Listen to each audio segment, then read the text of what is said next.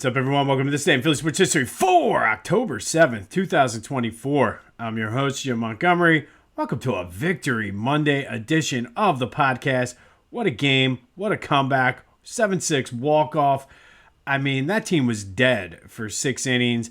I started questioning the direction of the podcast for the next couple of days because I didn't want to relive any Red October Phillies memories, so I'm sure you wouldn't. But luckily, the Phillies saved the podcast and hopefully their season. I do feel as though the momentum has shifted, and that just the way that game played out. And obviously, there's still a lot of baseball left to be played, but I could certainly see the way that game ended, breaking the Mets' spirit. Obviously, they're going to come out firing up at Citi Field on Tuesday, but man, this series has certainly shifted, and I don't know. Like, we'll just start off with the question of the day. Are the Phillies back? 267-495-8531. I think they are, the way they played that, because they were patient. They were waiting for pitches there in this 8th and 9th inning.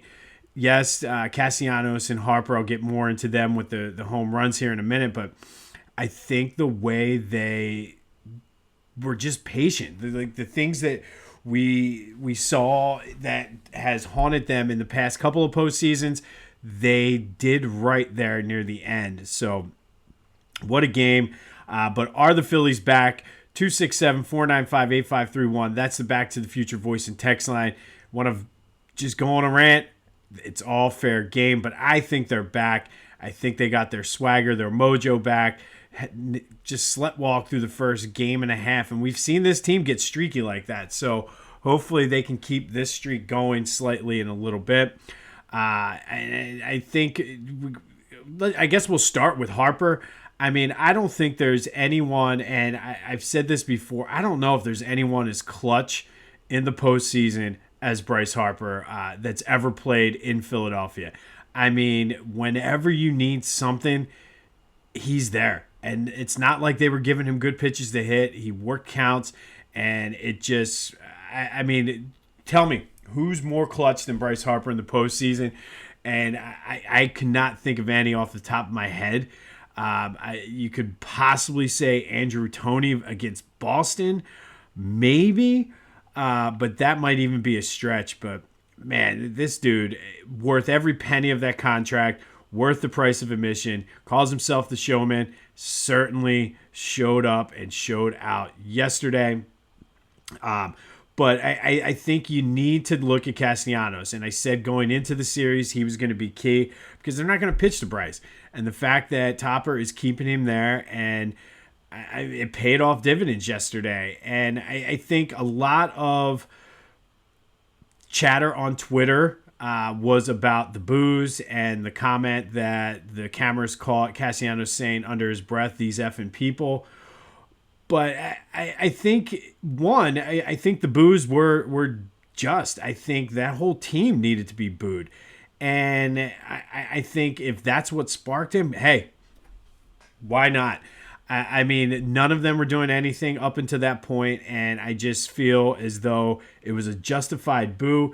And as the self-proclaimed voice of the Philly fans, I think what a lot of people from the outside don't realize is we boo a lot, and that's sort of what we're known for. But there's different levels to the boos, and I thought maybe at some point I might do a special show just on the origin, maybe not the origins, but just the levels of the boos in Philly. And we don't boo because we hate you. Well, let me take that back. Sometimes we boo because we hate you. But most of the boos come because we care. And those boos and the mocking and the cheers for not chasing the pitch, that comes from a place of frustration because we want this team to win so bad. So that was one of those boos. Like, it wasn't like, oh, we hate this team, we do this. Although in a couple of the text chains I'm in, the words "I hate this team," maybe a little bit more colorful, did come out. But it was coming from a place of frustration. And I don't think this team in particular doesn't care. And I know they were frustrated too. And they get it. I mean, they absolutely get it. And Castellanos said it helped him lock in and focus more. And we saw what happened. And I do think it's a good idea for a show down the road, the different levels of boos, because there's the apathetic boo, there's the I hate you boo, there's the you suck boo. There's just so many different levels. And that wasn't a you suck boo. That wasn't an apathetic boo. That was a, God, we're here in the same position we've been in, and here goes the offense not performing and going cold. And it was more of a frustration boo, just out of the love for the team, and it paid dividends as Nick Castellanos was the hero once again, Captain Comeback, whatever you want to call him. I absolutely love it. And I do think the rest of this series, there are the concerns with the bullpen, but I think because of this series and the fact that it's the Mets and it's a division rival, I think you can kind of throw some of those logical things out the window, because the Mets bullpen did not do very well yesterday either. And I think you kind of can throw some of those things out the window. We'll see. It could be a concern, especially because it's Strom and Hoffman, the two rocks in that bullpen all year. But a win is a win. This whole series, momentum, everything has shifted. I said it was going 5. I still believe that. Although I was texting with my mom yesterday, I really would not be surprised if the Phillies go up there and finish it up in New York. I just feel like that the way that whole thing played out is certainly going to inspire this team and hopefully light a fire under them. We got playoff Nola tomorrow going up against Sean Manaea. Should be another good one. Tuesday at 5. What a weird, odd time for a game, but we'll see. But the question of the day, are the Phillies back? 267-495-8531. Leave a voicemail, send a text message. And to recap yesterday, 55% of you did not think this game was going to play out the way it did. And for 6 innings, it certainly looked that way. But thank you as always for participating in the question of the day. Today, are the Phillies back? 267-495-8531. And I want to mention, and we talk a lot about punchable faces on this podcast, and kind of going through that Mets lineup, they have a lineup full of punchable faces, whether it's Brandon Nimmo, Pete Alonso, even Lindor to a certain extent. They all have punchable faces, and that's kind of what you want in a division rival, especially in the postseason. But I thought I'd throw that out there. They have a lineup full of punchable faces. But tomorrow at 5, Nola versus Manaea. Game 3, the pivotal Game 3. I look for Nola to be outstanding. You know he's going to give up a home run, but I look for him to be outstanding. But what do you think? Are they back? Call me on the Back to the Future voice and text line. Send a text, whatever you got to do. Let me know what you're thinking. All right, a few quick housekeeping notes. Be sure to follow me on social media, Jimbo_Mott, Twitter and TikTok. On Instagram, at PhillyJimbo. Follow the YouTube channel, subscribe, Jimbo_Mott. Spread the word. I've been saying it. If you're enjoying this, likely you know somebody else who will as well. And if you have any questions or need some information on the Philadelphia Sports Hall of Fame and this year's induction ceremony, everything you need is in the link in the description. That is slowly coming up. Looking forward to that. I have been working on a project for them. Hopefully we will be able to announce that soon as well. So stay tuned. But like I said, best way to stay in the loop is that YouTube channel, Jimbo_Mott. And I do apologize if the sound is off today. I'm getting a ton of feedback right now in my earphone, and I don't know if that's translating over to you guys, but I apologize. And this is why you need to follow the YouTube channel so I can get a Baba Booey. All right, Philly Goat has you covered for Red October. The fans are back. I told you about the block party. Everybody was commenting on the shoes. They have all kinds of shirts. I wore the election shirt yesterday, and I'm going to have to get it washed today so I can wear it because of the superstition. But I had a couple people comment on it at my son's baseball game. They got you covered for your Red October needs. So go to phillygoat.com. Use the promo code Jim Montgomery for 10% off your order. That's phillygoat.com, promo code Jim Montgomery. And if you're concerned or questioning the shoes, I've said it before, but I haven't said it in a while. these canvas loafers are comfortable. I got 3 pair of them. I got the Schmitties, the Fans, and the Cape Mays, which my wife made me put away until after Memorial Day next year. But they are comfortable. They're more comfortable, I feel, than Hey Dudes. So go to Philly Goat, check it out, and you won't be disappointed. All right, some NFL updates for the Eagles yesterday. Everybody in the division won. Washington Giants and the Cowboys all won. And I'm going to say it. I've said it last week. I'm going to say it again. I think Washington's for real. If you remember back to the Eagles preview, I said that Washington's going to be trouble at some point during this year. I did not think Jalen Daniels and that team was going to put it together this soon. I still think they have some question marks on defense, but he certainly looks like he's the real deal, and they're 4-1 in this division, and really just they look good. And next week's opponent, Cleveland, did not look good. Didn't really read up on it, but I saw a clip that apparently Stefanski wanted to go for it on 4th down, and Deshaun Watson just walked off the field. They had to take a 5-yard penalty. So this team is in trouble coming in, and things are set up for the Eagles coming out of this bye to get things right and go on a run. And like I said, we said that at the beginning of the year, that going into the bye, if we could go 2-2, it would be great. And here we are. Now that we're a week away from the Tampa Bay game, things have kind of calmed down a little bit. We're seeing some Red October magic, but it's good. Minnesota won. They're still undefeated. The 49ers lost to the Cardinals. So, I mean, the NFC is wide open. So if the Eagles can somehow just figure it out, they should be in good shape. And one person that's going to be key, I want to continue to do, I have a couple more names that I wanted to go on this new Philly focus. And I think one of the positives through the first 4 games, despite only playing 1 game, is A.J. Brown. I mean, he was outstanding against the Packers. And I think you saw while he was out just how big of a piece he is for this offense. And while it would have been nice to have him last week in Tampa Bay, I think sitting him out the extra week was good. He should be well rested and close to 100% when he comes back, and hopefully he is, because he's such an integral part of that Eagles offense. But we're trying to keep it positive here. New Philly. We got some good Philly vibes coming in for the Phillies yesterday. So we get a day here to kind of reset, breathe. I must have made the comment 8 times to 8 different text chains. My wife, it's just, that was intense. And I'm getting too old to be a Philadelphia sports fan, man. That was but we will take it. Be sure to check out my boys at the Clashing Conferences. This week's episode should be outstanding.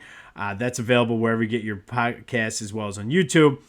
Football, baseball, and then basketball should be kicking off soon. I should have some details about that coming up as well. Sixers kick off the preseason tonight against the New Zealand Breakers down at the Wells Fargo Center. I don't think the game is on TV, but I will be trying to find a way to watch that. And the Flyers, we're going to get more into a Flyers preview later this week as we get ready for the start of their season on Friday. But they have such a good core. I mean, I think they have a good young core. Jamie Drysdale should be healthy. Jet Luchenko, they're putting a lot of faith in him, the number 1 pick from this year. A lot of people didn't think he was going to make the team, and yet here he is. And, of course, Mishkov Mania is running wild, and I think they have a young, good core. Erson in goal. Hopefully he can build on last year's success, but getting excited. We will do a little bit of a Flyers preview. I'm going to try my hand at the NHL, as they say, later this week. All right. I feel better about going in and doing this day today after the way the game played out yesterday, because it would have been taking on a different meaning if the Phillies had not come back and won that game. But today we're going to go back to 1977, and this was known as Black Friday in Phillies history. And this game was controversial from the start. It was the NLCS against the Dodgers. And just from the very beginning, in the first inning with 1 out, in the second inning, replays showed on a play at the plate that Steve Garvey was tagged out. Bob Boone blocked the plate, but the umpire called him safe. And then the Dodgers scored another run, and all of a sudden the Phillies are down 2-0 in this game. But then the fun started, and the bottom of the second, and Bert Hooton started to argue. The pitcher for the Dodgers started to argue with the home plate umpire, and Phillies, in true Philly fashion, they got on him. They just started going hoot, hoot, hoot, and really rattled Bert Hooton. And it really changed the tone of that game. He walked 4 straight Phillies, and the Phillies were up 3-2 after 2 innings in Game 3, the pivotal Game 3 of the NLCS. Dodgers tied it in the top of the 4th, and that's how it stayed until the bottom of the 8th, when the Phillies scored 2 runs to take a 5-3 lead, and it looked like the Phillies were going to go up 2-1 here on the Dodgers. But Danny Ozark made a completely boneheaded move, and I remember my grandfather talking about this, my dad, uncles, and usually he would sub in Jerry Martin for Greg Luzinski in left field for defensive purposes in games like this. You had a 2-run lead, put in Jerry Martin, close it out, and everything was fine. Well, as fate would have it, a ball was hit to Greg Luzinski. It was over his head. He tried to make a running catch. The ball popped off his glove. Manny Mota hit that ball, and then went to throw it to second base. The throw went wild, allowed a run to score, and then it just got chaotic from there. The next batter was Davey Lopes, hit a shot off of Mike Schmidt's knee that bounced directly to Larry Bowe, who fired it to first. I've seen the replays, and it's very hard to tell. It was a bang-bang play.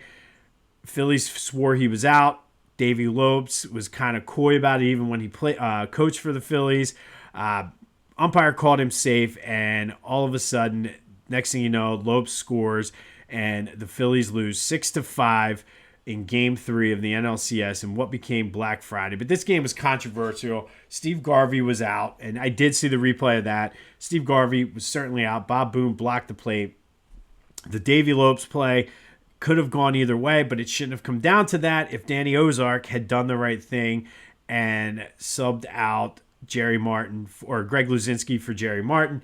And I don't know. I just kind of imagine. Could you imagine the blowback if Rob Thompson had Kyle Schwarber in left field and something like that happened? He would be skewered. But on this day back in 1977, Phillies lose Game 3 of the 77 NLCS to the Dodgers 6-5 in what became known as Black Friday. I mean, the crowd was into it. They had Bert Hooton rattled. It was just a fun game, and Phillies unfortunately come out on the losing end. They shouldn't have, though, because Danny Ozark, what were you thinking, man? What were you thinking, Danny? All right. Finally, our Red October, great games in Phillies postseason history. We're going to turn the tides a little bit and go a little bit more on the positive route. A lot of people were talking about this the other day because it was the anniversary. Game 2 of the 2008 NLDS at Citizens Bank Park. Phillies-Brewers. Phillies had won Game 1. And this, just an amazing game. 46,208 fans. It was, at that point, the largest crowd in Citizens Bank Park history. Brewers sent CC Sabathia to the mound on 3 days rest against Brett Myers. Brewers got it started early in the first, and then the bottom of the second, Jason Worth and Pedro Feliz went back-to-back doubles to tie the game. Brought up Brett Myers, who quickly fell behind 1-2. And then had an epic at-bat. He was fouling pitches off, taking pitches, ended up working a walk against CC, which was huge because there was 2 outs, and that would have ended the rally there. But then Jimmy Rollins walked, and up stepped Shane Victorino with the bases loaded. Boom, grand slam, broke the game open, and that was pretty much it for that game. Brett Myers was outstanding, went 7 innings, 2 hits, 4 strikeouts, and allowed 2 runs as the Phillies won 5-2, and then they would end up winning Game 4 and take that series 3-1. But Victorino's grand slam, Myers at bat, like this game had all kinds of great Philly postseason Red October moments in it. And that's the kind of sort of reminded me of sort of this team, or this team reminds me a lot of that 2008 team. You can never count them out. no matter how late in the game, how many outs, how many strikes. They can never count this team out, just like you couldn't count out that 2008. So hopefully that reignited the magic. That's why I'm glad we talked about 2008 today. But Game 2 of the 2008 NLDS is today's Red October great game in Phillies postseason history. On this day in 1977, Phillies lose to the Dodgers 6-5 in Game 3 of the NLCS. Became known as Black Friday. This game had a little bit of everything in it. Controversial calls at the plate, bonehead moves by the manager, the crowd rattling pitchers, and just unfortunately for the Phillies, they came out on the losing end. And I do think that would have been an epic matchup if they would have been able to win this game, because I think if they win this game, they would have won the NLCS and taken on the Reggie Jackson-led New York Yankees. Would have been fun, but it was not meant to be. They'd have to wait 3 years and get Pete Rose, rest in peace, to win that title. All right, let me know your thoughts. Are the Phillies back? 267-495-8531. I'm ready to say it. It's Red October. It's new Philly. Why not us? Let's go. Go to Philly Goat. Get the shoes. Get the shirts. Get ready for the next round of the playoffs. They got you covered. Use that promo code Jim Montgomery. Get some rest today. I know I feel like I went for a walk to get some cardiovascular exercise to build up my heart and lung capacity, because, man, that was intense. This has been This Day in Philly Sports History for October 7th, 2024. My name is Jim Montgomery. Go have yourselves a victory Monday. And until next time, I'll see you when I see you.